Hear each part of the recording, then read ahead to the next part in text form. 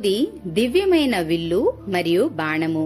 ఇవి దదిజీ ఋషి యొక్క వెన్నుముక్కతో మరియు ఎముకలతో నిర్మించబడినటువంటి గాండివ్యం, పీనాకం మరియు సారంగ్ అనే దివ్యమైన బాణాలు. గాండివ్యం అర్జునుడి దగ్గరుండేది. దీని సౌండ్ కి యుద్ధభూమి మొత్తం దద్దరిల్లేది. అర్జునుడికి ఇది అగ్నిదేవుని దగ్గర నుండి లభించింది.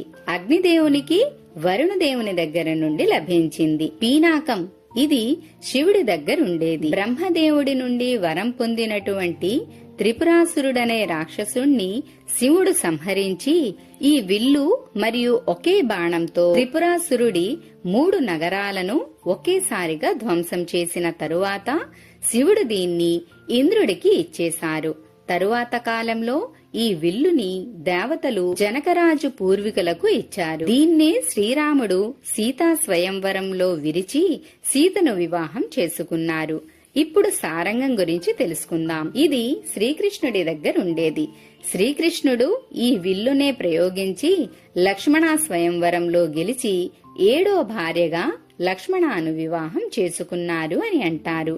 ఈ వీడియో మీకు నచ్చిందని ఆశిస్తున్నాను. ఇలాంటి వీడియోస్ గురించి తెలుసుకోవాలనుకుంటే వీడియోని లైక్, సబ్స్క్రైబ్ చేసి గంట సింబల్ ని క్లిక్ చేయండి. మీ శ్రేయోభిలాషి సాయి శారద.